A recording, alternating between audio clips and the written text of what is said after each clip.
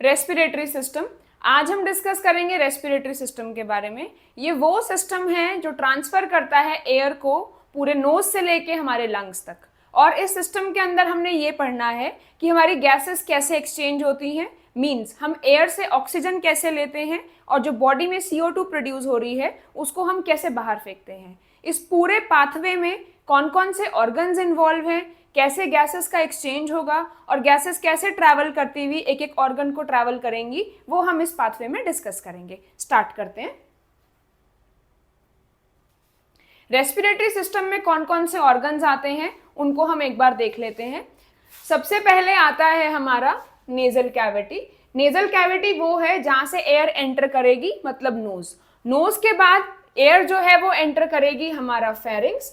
Finally आ गया लैरिंग्स। लैरिंग्स के बाद जो ट्यूब आ गई जिसको हम ट्रेकिया कहते हैं।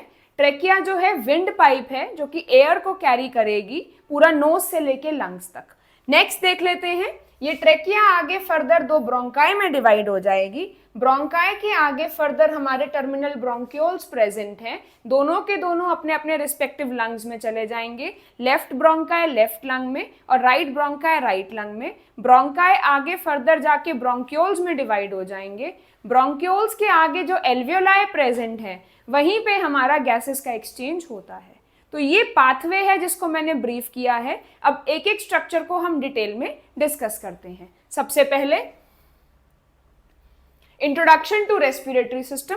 ये क्या है? It is the system responsible for exchange of gases. कौन सी दो गैसेस एक्सचेंज होंगी? ऑक्सीजन जो कि हमने चाहिए हमारी बॉडी के फंक्शंस करने के लिए, और CO2 जो कि हमारी बॉडी के अंदर बन रही है एज अ वेस्ट प्रोडक्ट, उसको बाहर निकालने के लिए।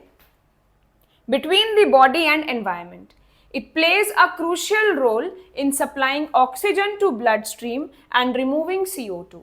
तो रेस्पिरेटरी सिस्टम का मेन काम ही यही है, जो ऑक्सीजन है उसको बाहर से अंदर लेना है, सारे ऑर्गन्स क्रॉस करा के उसको ब्लड स्ट्रीम तक लेके जाना है, और ब्लड स्ट्रीम जो कि CO2 सारे ऑर्गन से लेके आई हुई है वहां से CO2 को लेके बॉडी से बाहर एक्सपेल कराना है। सबसे पहले नोज एंड नेजल कैविटी। तो नोज प्राइमरी ऑर्गन है जो क्या करेगा, एयर लेगा, यहाँ से हम इनहेल करेंगे एयर को और वो एयर आगे बॉडी में एंटर करेगी। Nose the primary entry point for air, it filters, warms and humidifies air. मतलब ये क्या करेगा, एयर को फिल्टर करेगा, वार्म करेगा। अब बाहर जो एयर प्रेजेंट है वो एटमॉस्फेरिक टेम्परेचर पे है।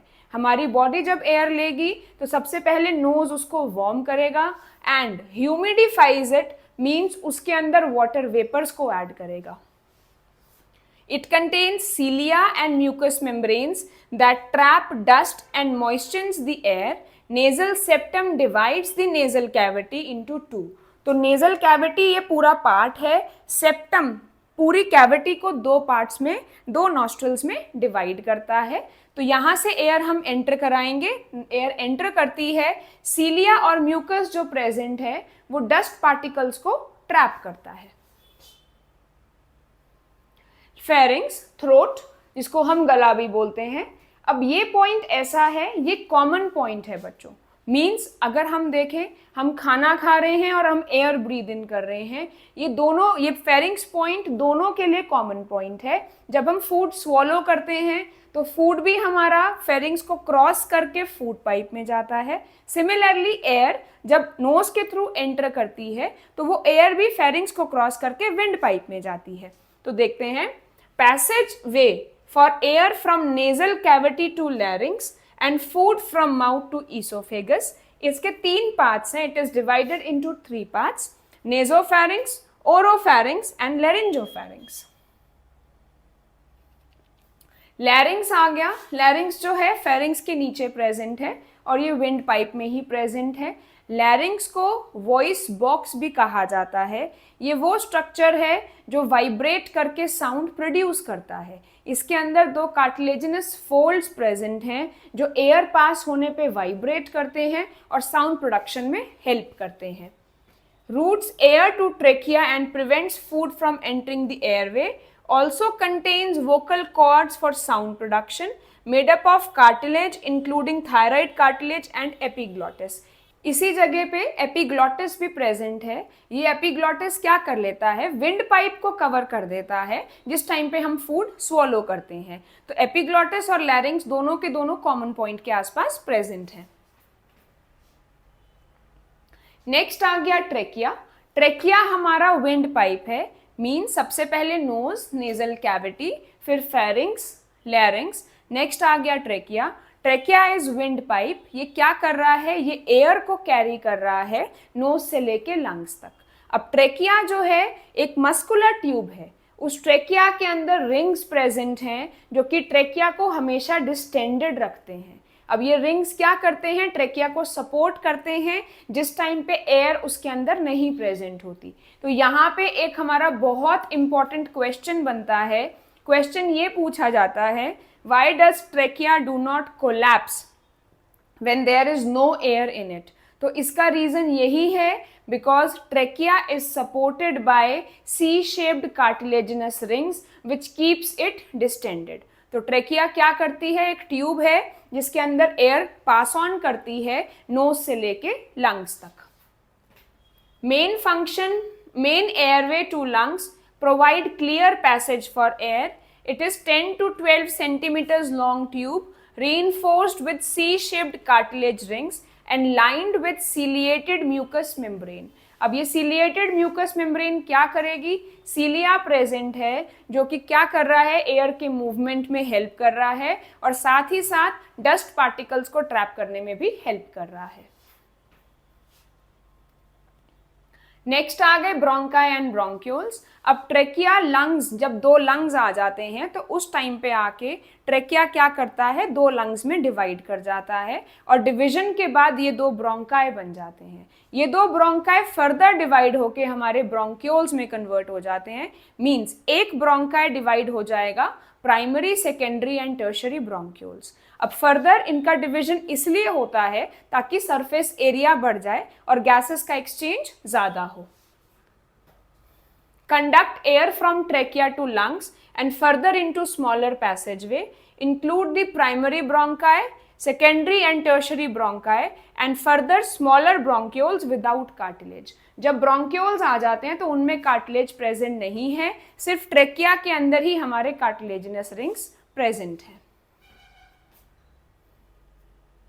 यहाँ पे डिफरेंस दिखाया हुआ है, आप लोग देख सकते हैं। ये ट्रेकिया आ रहा है, ट्रेकिया फर्दर हमारे दो ब्रोंकाई में डिवाइड हो गया। अब ये ब्रोंकाई आगे फर्दर डिवाइडेड है प्राइमरी, सेकेंडरी एंड टर्शरी। तो ये जो डिवीजन जो हुआ है, ये डिवीजन क्या कर रहा है, एरिया फॉर गैसियस एक्सचेंज को इंक्रीज कर रहा है।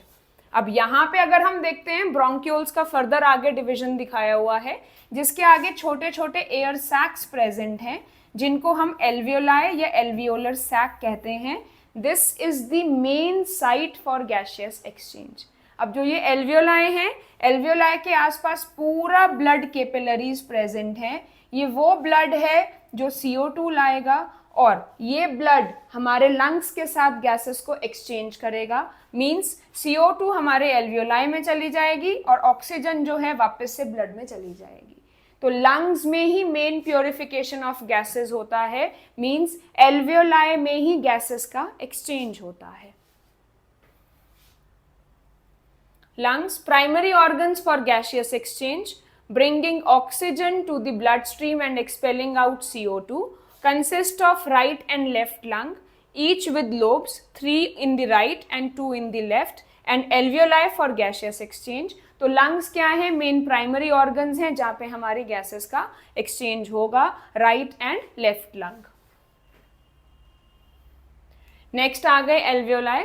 अगर हम एल्वियोलाई की बात करते हैं तो they are the actual sites for gaseous exchange.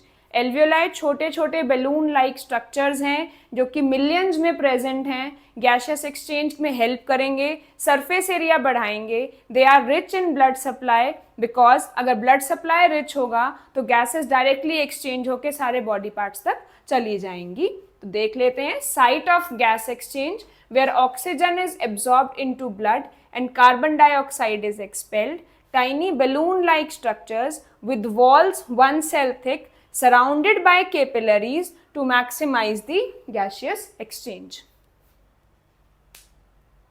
Next आ गया डायफ्राम। डायफ्राम हमारे रेस्पिरेटरी पाथवे का पार्ट नहीं है, बट लेकिन एक बहुत इंपॉर्टेंट मसल है जो कि दोनों लंग्स को और रेस्पिरेटरी सिस्टम को पूरा सपोर्ट करती है। ये वही मसल है जो ब्रीद इन और ब्रीद आउट के टाइम पे इन ऑर्गन्स के मूवमेंट में भी हेल्प करती है और एब्डोमिनल कैविटी को थोरैसिक कैविटी के साथ सेपरेट करने में भी डायफ्राम ही मसल है जो कि रोल प्ले करती है। Major muscle that facilitates breathing by contraction and relaxation, dome-shaped muscle located at the base of lungs, separating the thoracic and abdominal cavity। तो यही मसल है जो दो कैविटीज को सेपरेट करती है। फाइनली ये रेस्पिरेटरी पाथवे था जो कि नोज से लेके लंग्स तक होता है। गैसेस का एक्सचेंज एल्वियोलाई में होता है। पूरे पाथवे में गैसेस कैसे ट्रैवल करती हैं वो हमने आज देख लिया।